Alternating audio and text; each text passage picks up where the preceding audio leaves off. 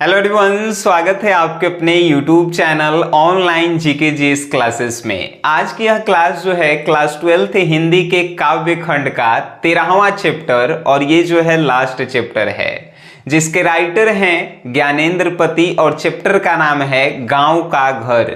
उस चैप्टर को आपको अपनी भाषा में पढ़ाया जाएगा, जिससे ना ही इस चैप्टर के सब्जेक्टिव रटना पड़ेगा और ना ही ऑब्जेक्टिव रटना पड़ेगा। तो चलिए शुरू करते हैं। तो किसी भी चैप्टर को पढ़ने से पहले हम लोग क्या पढ़ते हैं, तो उसके लेखक के बारे में पढ़ते हैं। आइए लेखक के बारे में पहले जान लेते हैं।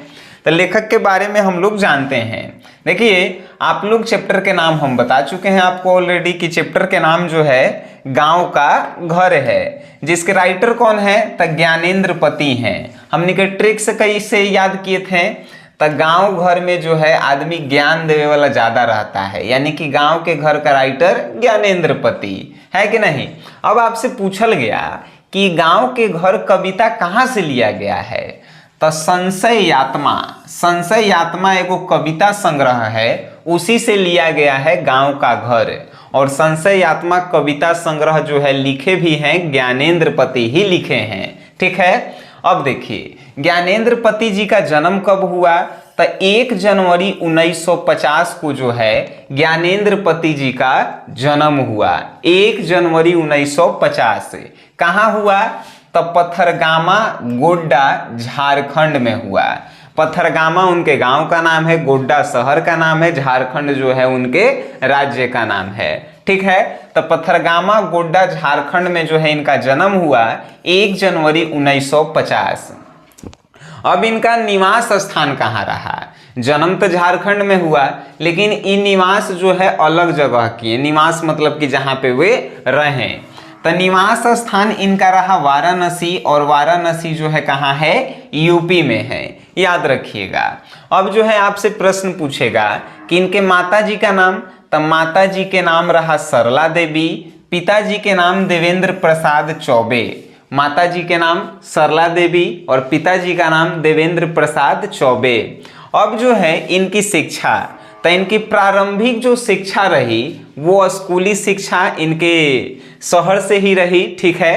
कहाँ से शहर से, तो झारखंडे से शुरू हुआ था, तो वहीं से जो है इनकी स्कूली शिक्षा हुई। लेकिन बाद में इन्होंने बीए और एमए किया इंग्लिश ऑनर से, कहाँ से, पटना यूनिवर्सिटी से।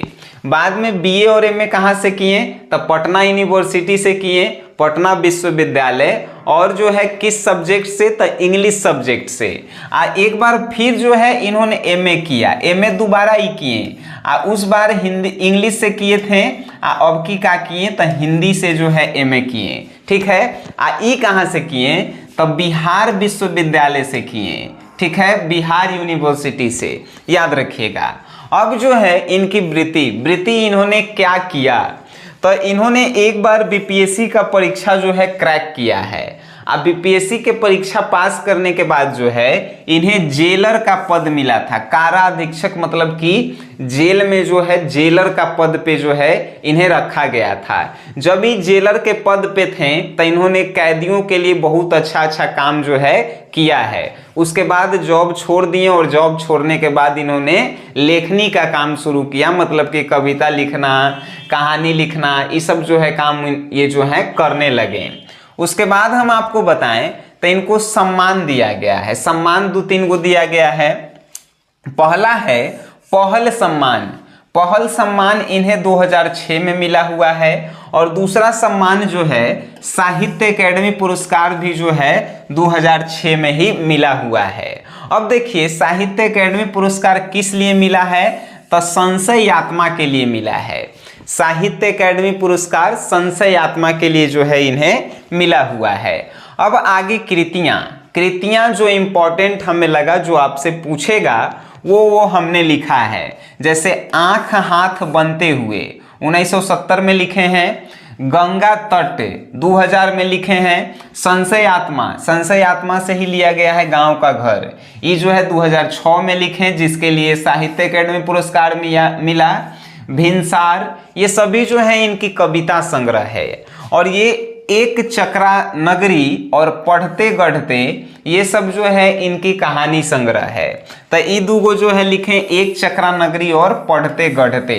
अब बताइए, इतना जितना भी जो था उससे ज़्यादा हमने इस चैप्टर में लेखक के बारे में बताने का प्रयास किया। अब इससे ज़्यादा आपसे क्या पूछेगा लेखक के बारे में, है कि नहीं। अब जो है इस चैप्टर पे हम नीचे आते हैं। जैसे नाम है गांव का घर, वैसे ही जो है लेखक इस चैप्टर में गांव के बारे में बताए हैं कि पहले गांव में किस प्रकार से हम लोग रहते थे, क्या क्या गांव की खासियत थी, और अब गांव से कौन कौन सा चीज जो है दूर हो गया है और गांव जो है अब लगभग गांव के जैसा नहीं रहा है। ठीक है, ताइए शुरू करते हैं। देखिए कह रहा है, गांव के घर के अंतःपुर की वह चौखट टिकुली साटने के लिए सहजन के पेड़ से छुड़ाई गई गोंद का गेह वह। ठीक है, कह रहे हैं कि गांव के घर के अंतःपुर, अंतःपुर मतलब कि अंदर एगो चौखट होता है। गांव के घर में जब आप जाइएगा, जैसे मान के चलिए आप शहर में रह रहे हैं, ज़्यादातर लोग जो हैं गांव में होंगे, तो गांव के घर में जब आप जाइएगा तो घर में घुसने से पहले एगो का होता है, तो चौखट होता है। चौखट समझते हैं क्या होता है, तो गेट लगल रहता है, तो गेट लगल रहता है तो ओकरे जो है हमनी के चौखट बोलते हैं। ठीक है, तो गांव के घर के अंदर जो है एगो चौखट होता है, वो जो है बहुत अच्छा चीज है। काहे अच्छा चीज है आगे बताएंगे। और टिकुली साटने के लिए सहजन के पेड़ से छुड़ाई गई गोंद का गेह वह। और बच्चे लोग जो है गांव में, बच्चियां जो छोटी छोटी होती थी, हमनियों के गांव में देखिएगा तो होता है, ये टिकुली साटने के लिए, जैसे मम्मी के देखा देखी जो है टिकुली साटने के लिए साजन के पेड़ के छोटा छोटा पत्ता जो है लाती थी सब, आ पेड़वा में से गोंदवा लगा के यहाँ पे जो है चिपकाती थी सब। ठीक है, तो गांव में क्या होता था, तो गांव के घर में जो है वो चौखट होता था। अब बच्चे लोग क्या करते थे, तो टिकुली साटने के लिए सहजन के पेड़ से जो छोटी छोटी पत्तियां होती थी और वहां और सहजन के पेड़ से गोंद को छुड़ा कर लाती थी सब। ठीक है, अब देखिए, गांव के घर में एगो सीमा होता था, और वह कौन सा सीमा था, तो जिसके भीतर आने से पहले खास कर आना पड़ता था बुजुर्गों को। गांव के घर में बहुत सारी नियम होती थी, जिसे यहाँ पे सीमा कहा गया है। गांव के घर में सीमा होता है, सीमा मतलब कोनो लड़की नहीं, गांव के घर में कुछ नियम कानून होते हैं, सीमा होते हैं। पहला नियम का, तो घर के भीतर आने से पहले का जो है खास कराना पड़ता था बुजुर्गों को। अगर बुजुर्ग लोग अंदर आना चाहते हैं घर में तो खास कराते हैं, काहे कि महिला लोग जो है अंदर स्नान तो नहीं ना कर रही है, इसीलिए खास कराना पड़ता था। खराऊ खटकानी पड़ती थी खबरदार की। खराऊ कहने का मतलब पैर जो है बजाना पड़ता था, पैर जैसे ऐसे चलना पड़ता था जैसे कि पैर की आवाज निकले। तो गांव के घर में सीमा होता था पहला कि बुजुर्गों को खास के अंदर जो है जाना पड़ता था, और खराऊ खटकानी पड़ती थी। खराऊ मतलब कि पैर बजाते हुए, देखिएगा वहीं गांव में होता है। ठीक है, और प्रायः तो उसके उधर ही रुकना पड़ता था। और अगर खांसते हुए जो है जा रहे हैं और खराऊ खटकाते हुए जा रहे हैं तो महिला लोग अंदर से कह देती थी कि नहीं अभी मत आइए, तब बाहर ही जो है उन्हें क्या होता था, रुकना पड़ता था। और प्रायः कहने का मतलब अगर वो लोग अंदर हैं महिला लोग तो इनको जो है उधर ही रुकना पड़ता था, मतलब कि बाहर ही रुकना पड़ता था।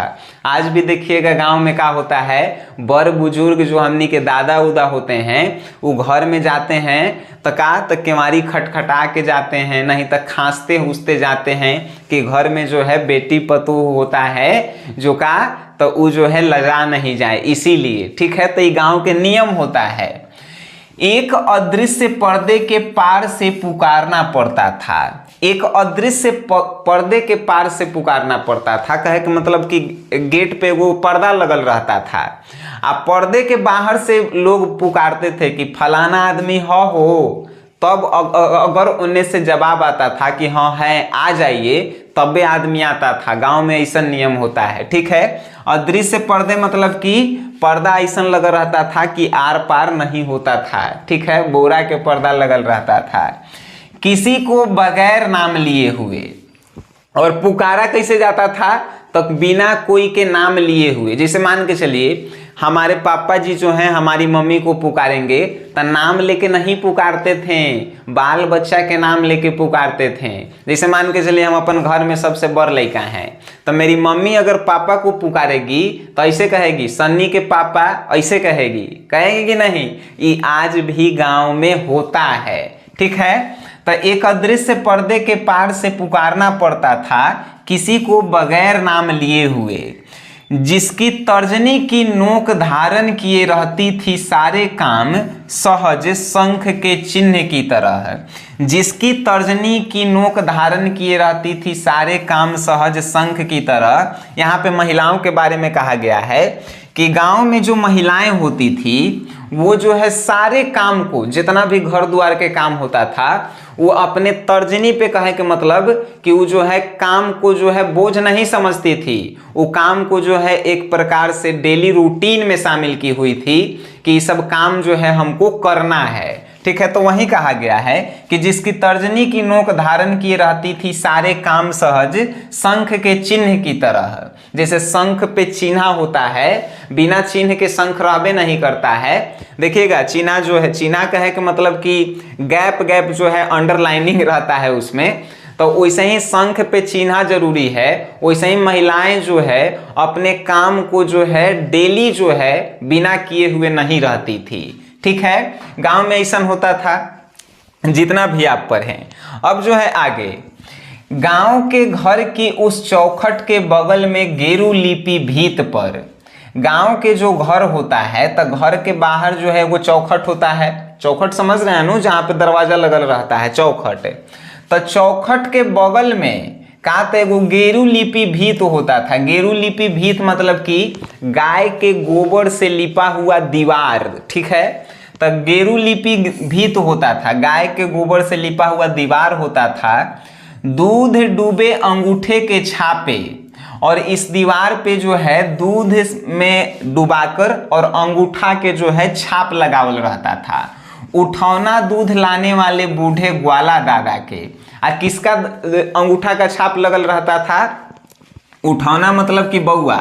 तब बउआ के जो दूध लाते थे बूढ़ा ग्वाला दादा, मतलब कि मखनिया, जो बूढ़ा मखनिया बउआ के दूध लाते थे, तो वो क्या करते थे, तो गाय के गोबर से लिपा हुआ जो दीवार होता था ओकरा पे पर एक दिन लाए तो एगो अंगूठा के निशान दे दिए, 2 दिन लाए तो 2 दिन अंगूठा के ऐसे जो है निशान दे देते थे, ठीक है। और हमारे बचपन के भाल पर दुग्ध तिलक, और जब वो दूध देवे आते थे तो लड़का के बचपन पे जैसे दूध नापते थे तो हाथवा नेटा जाता था, तो दीवार पे तो एगो जो है अंगूठा के छाप लगा दिए और एगो जो है इज्जत तिलक लगा देते थे लड़कन के, कि लड़कन खुश हो जाए। तो हमारे बचपन के भाल पर दुग्ध तिलक महीने के अंत में गिने जाते एक एक कर, और जो अंगूठा के ये चिन्ह लगाते थे कि हम कितना दिन महीना में दूध देवे आए हैं, तो महीना के अंत में गिन लेते थे कि हम कितना दिन आपको दूध देवे आए हैं, और वो हिसाब से पैसा वो लेते थे। आजकल क्या होता है, डायरी पे लिखाता है, डायरी पे भी हो गया तो कंप्यूटर पे अब लिखाता है। पहले ऐसा नहीं होता था, ठीक है। जो गाय के गोबर से लिपा हुआ जो भीत होता था, दीवार होता था, ओकरे पे अंगूठा छपा गया और लास्ट में गिना जाता था। अब जो है आगे देखिए, गांव का वह घर अपना गांव खो चुका है। गांव के जो घर होता था वो अब अपन पूरा जो है गांव खो चुका है, ठीक है। अब अपना गांव जो है वो सब नियम कानून जो भी हम पीछे पढ़े वो सब खो चुका है। पंचायती राज में जैसे खो गए पंच परमेश्वर, और गांव में जो है पंच परमेश्वर खो गया है। पंचायती राज जैसे कोनो गांव में पहले मारपीट झगड़ा होता था तो क्या होता था कि 5 गो आदमी जो है पंच परमेश्वर होता था, वो 5 गो आदमी फैसला लेता था, वही होता था, कोनो कोर्ट अदालत ये सब नहीं होता था। अब गांव में ऐसा होता है? नहीं होता है। तो यही कह रहा है कवि कि पंचायती राज में जो है पंच परमेश्वर अब का हो गया है, तो खो गया है। अब कोनो मुखिया उखिया के बात मानता है? मन भी नहीं करेगा, डायरेक्ट कोर्ट में जाता है सब, है कि नहीं। बिजली बत्ती आ गई कब की, बनी रहने से अधिक गई रहने वाली। लेखक कह रहा है कि अब गांव में बिजली उजली आ गई है, लेकिन ऐसन बिजली आया है कि ज़्यादा देर रहता नहीं है, जितना वो रहता नहीं है उतना जो है कटले रहता है। बिजली बत्ती आ गई है, कब की, यानी बिजली बत्ती कब्बे से गांव में आइल है, कब्बे से कहे का मतलब बहुत दिन पहले से, लेकिन बनी रहने से मतलब कि जितना रहता नहीं है उतना जो है लाइनें कटल रहता है कि नहीं। अब के बिटौआ के दहेज में टीवी भी, और अब की गांव में जो बेटा के शादी हुआ है तो उसमें दहेज में जो है टीवी लिया है सब, तो दहेज में टीवी ले ले है सब। लालटेन है अब भी, गांव में बिजली आ गया है, ऐसा बिजली की रहता कम है आ कटता ज़्यादा है। अब बेटौआ के ब्याह में जो दहेज में टीवी मिलल है, फिर भी आज भी गांव में जो है ललटेन है, अब भी जो है ललटेन है, काहे कि बिजली रहबे नहीं करता है उतना। दिन भर आलो में कैलेंडरों से ढकी हुई। अब बेटौआ के ब्याह में जो टीवी लिया गया है वो दिन भर का होता है, तो कैलेंडर से ढकल रहता है। कहाँ काहे ढकल रहता है, तो लाइनें नहीं रहता है तो चलेगा कहाँ से। तो गांव में बिजली कब की आ चुकी है, लेकिन आज भी जो है ललटेन जल रहा है, काहे कि बिजली उतना देर रहता नहीं है। बेटौआ के ब्याह में मतलब कि बेटा के ब्याह में तिलक में टीवी लेवल गया है कि चला के आदमी देखेगा, लाइनें नहीं है तो कैलेंडर से झांप के उसको रखल गई है। ठीक है, आगे कह रहा है रात उजाले से अधिक अंधेरा उगलती है। गांव में जब अब रात होता है, पहले अंजोरिया रात बहुत होता था, आदमी जो है रात भर घूमता था, वही कभी कह रहा है कि पहले जो रात होता था उजाला होता था, लेकिन आज के रात जो है उजाला से अधिक का होता है, अंधेरा होता है। अंधेरे में छोड़ दिए जाने के भाव से भरती है, और ऐसा लगता है कि गांव के व्यक्ति को अब जो है अंधेरा में छोड़ दिया गया है कि अब वो लोग जो है विकास नहीं करेगा सब, ऐसा जो है कवि कह रहे हैं। आगे कह रहे हैं जबकि चकाचौंध रोशनी में मदमस्त ऑर्केस्ट्रा बज रहा है कहीं दूर बहुत दूर। कह रहे हैं कि चकाचंद रोशनी में मदमस्त ऑर्केस्ट्रा, ऑर्केस्ट्रा मीन्स होता है नाच, नाच जो है कहीं हो रहा है बहुत दूर। पट भिरकाए की आवाज भी नहीं आती यहाँ तक, ना आवाज की रोशनी ना रोशनी की आवाज। पहले क्या होता था गांव में कि जब कहीं नाच होता था तो आदमी जो है दूर दूर से नाच देखे जाता था, एकदम पट भिरकाए रहता था कि अरे आज कहाँ नाच है, चले के आज देखे। लेकिन अब कवि कह रहा है कि सब जो है क्या हो गया है, खत्म हो गया है, कि अब जो है नाच होता है चकाचंद रोशनी में होता है, मदमस्त ऑर्केस्ट्रा बज रहा है कहीं दूर बहुत दूर, बहुत दूर अब बज रहा है, और इतना दूर कि आदमी जो है अब क्या होता है तो देख भी नहीं सकता है, आवाज भी नहीं आती है। अब आदमी क्या करता है तो ऑर्केस्ट्रा जो है समाज में नहीं बजा के घरे में बजाता है सब। ऑर्केस्ट्रा मतलब समझ रहे हैं, जो लड़की लोग नाचती है, तो वही जो है कह रहा है कवि कि अब वो जो है खत्म हो गया है, अब तो लगबे नहीं करता है, ओकर आवाज़ें नहीं अब आता है, और ना ही आवाज़ की रोशनी आती है, और ना ही आवाज़ के जो है क्या आता है तो रोशनी आता है, और ना ही रोशनी की आवाज़ आती है। मतलब यहाँ पे कहने का मतलब है कि अब जो है आदमी ऑर्केस्ट्रा घरे में बजा लेता है, जिससे कोनो के कोई के पते नहीं चलता है कि कब बज रहा है कब नहीं, और उसका आवाज़ भी नहीं आता है, और ना आवाज़ की रोशनी आती है, और ना ही आवाज़ सुनाई देता है, ना ही आवाज़ जो गाता है उसका हमें सुनाई देता है, ना रोशनी की आवाज़। ना रोशनी की आवाज़ कहे के मतलब है कि अब गांव में जो है वो जो पहले गाने आती थी उसका भी जो है आवाज़ अब सुनाई नहीं देता है। ठीक है, होरी चैती बिरहा आल्हा गूंगे, अब जो है ये सब गूंगा हो गया है। देखे हैं कभी होली गवाता है, अब शहर में होली गवाता है नहीं गवाता है, चैता गवाता है नहीं गवाता है, बिरहा आल्हा जो है गवाता है, ये सब जो है गूंगे हो गए हैं। कहे कि मतलब कभी का ये सब जो है गांव से अब समाप्त हो चुका है, अब कोनो के पास उतना टाइम नहीं है, लेकिन आज भी हमारे गांव में ये सब होता है, होली चैता बिरहा आल्हा ये सब होता है। लेकिन कभी कह रहा है कि सब अभी गूंगे पड़ गए हैं, तो रियल में हो गए हैं, काहे कि सब जो है शहर में परिवर्तित हो गया है। आगे कह रहे हैं लोक गीतों की जन्मभूमि में भटकता है एक शोक गीत, अनगाया अनसुना। लेखक कह रहे हैं कि ये जो भारत की जन्मभूमि है ये लोकगीतों की है, यहाँ पे लोकगीत गाया जाता था, लेकिन अब जो है शोक गीत यहाँ पे बजता है। शोक गीत जानते हैं लेखक किसको कहे हैं? उहे फटलकन व्यास के फटलकन गाना के, जरा सुनला पे हमरा तो खीस बड़े लगता है। आजकल भोजपुरी जो है काहे बदनाम होइल है, ऐसा ऐसा गाना बजाएगा कि लगता है कि शोक बजा रहा है सब। तो वही कह रहे हैं कवि कि लोक गीतों की जन्मभूमि में भटकता है एक शोक गीत अनगाया अनसुना, कि लोकगीत की जन्मभूमि है और यहाँ पे अब जो है व्यास लोग इसको शोक गीत बना दिया है। आगे कह रहे हैं आकाश और अंधेरे को काटते 10 कोस दूर शहर से आने वाला सर्कस का प्रकाश बुलौआ तो कब का मर चुका है। कह रहे हैं कि पहले जब सर्कस होता था गांव में, देखिए गांव में सर्कस होता था तो उसमें एगो प्रकाश बुलौआ होता था। प्रकाश बुलौआ का तो सर्कस चालू होता था तो लेजर लाइट की तरह जो है एकदम जैसे सर्कस जो है मंदिर की समान होता था, ठीक है, मंदिर की समान जो है सर्कस होता था। इस सर्कस के यहाँ पे जो था एगो प्रकाश लाइट लगल रहता था टॉर्च के समान। जब सर्कस शुरू होता था तो ये लाइट जो है बढ़ता था तो 4-5 गांव में जो है लाइट जाता था, जिससे लोगों को मालूम चल जाता था कि सर्कस शुरू हो गया है। तो वही लाइट को कहा जाता है प्रकाश बुलौआ। तो यहाँ पे कवि क्या कह रहा है कि आकाश और अंधेरों को काटते हुए जो ये प्रकाश बुलौआ था, आकाश और अंधेरा को काटते हुए 2-3 को गांव में पहुंच जाता था।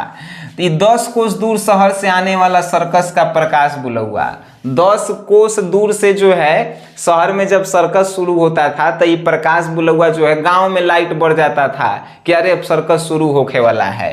तो कब का मर चुका है ये प्रकाश बुलौआ जो है, कब का मर चुका है, मतलब कि अब ऐसा सर्कस उर्कस नहीं होता है और होबो करता है तो कोनो के मालूम नहीं चलता है, ठीक है। कि जैसे गिर गया हो गजदंतों को गंवाकर कोई हाथी, रेते गए उन दांतों की जरा सी धवल धूल पर छिज रहे जंगल में। कहा गया है यहाँ पे कि वो प्रकाश बुलौआ के कारण सर्कस जो है अब मरा हुआ के समान है।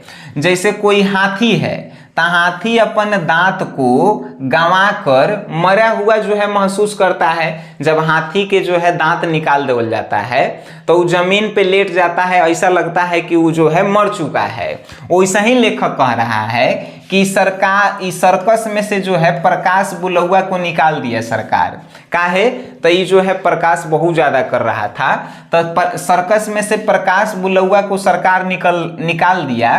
तो ये सर्कस जो है अब लगता है कि मरे हाथी के दांत निकालने के बाद जैसे हाथी मर जाता है, वैसे ही सर्कस में से प्रकाश बुलौआ निकाले से सर्कस जो है अब मर चुका है, अब उसे कोई जानबे नहीं करता है, ठीक है। और आगे कह रहे हैं कि रेते गए उन दांतों की जरा सी धवल धूप पर छिज रहे जंगल में।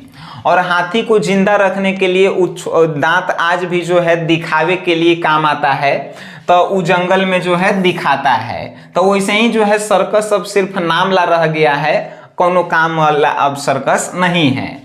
लीलने वाले मुंह खोले शहर में बुलाते हैं बस। लीलने वाले मतलब कि ठगने वाले, ठगने वाले जो है मुंह खोल के तैयार है, शहर में बुलाते हैं बस। अदालतों और अस्पतालों के फैले फैले भी रंधते गंधाते अमित परिसर कि जिन बुलौओं से गांव के घर की रीढ़ झुरझुराती है। कह रहे हैं कवि कि शहर में जो है अब लीलने वाले मतलब कि ठगने वाले जो है अपन मुंह खोल के तैयार है सब, कि शहर में आप आइए और आप अदालत के चक्कर लगाइए, अस्पताल के चक्कर लगाइए और हमर जो है पेट भरते रहिए। लीलने वाले जो है शहर में तैयार हैं कि अस्पताल अदालत के चक्कर लगवा के आपको जो है परेशान कर देंगे। तो ये सब जो है गांव में पहले नहीं होता था, लेकिन अब हो गया है कि जिन बुलौओं से गांव के घर की रीढ़ झुरझुराती है। अब जैसे प्रकाश में सर्कस में से प्रकाश बुलौआ गायब हो गया, गांव के बहुत सारे रीति रिवाज जो है खत्म हो गए, जिसके कारण कवि कह रहा है कि गांव के घर की रीढ़ जो है झुरझुराती है। यानी कि गांव का घर का जो पहले मजबूती था, रीढ़ के हड्डी का होता है तो शरीर की मजबूती, तो ऐसे ही गांव के घर की जो पहले रीढ़ थी, नियम कानून, वो जो है अब झुरझुराती हुई महसूस होती है। झुरझुराती मतलब कि खत्म होता हुआ महसूस होता है, काहे कि नियम कानून जो है सब खत्म कर देले है सब। अब ये पूरी कविता का हमने आपको अर्थ समझाया, इसके लेखक के बारे में समझाएं, एकरा से ज्यादा आपसे कुछ नहीं पूछेगा। इसके ऑब्जेक्टिव सब्जेक्टिव आपके जो है SGS क्लासेस एप्लीकेशन में है, आप जाकर वहां से डाउनलोड कर सकते हैं। और जाहिर सी बात है ये चैप्टर पढ़े होंगे, आपको अच्छा लगा है तो इस चैप्टर को एक बार अपने दोस्तों में शेयर करें। बाकी इस वीडियो को आप देखे हैं, वीडियो को देखने के लिए आप सभी को धन्यवाद।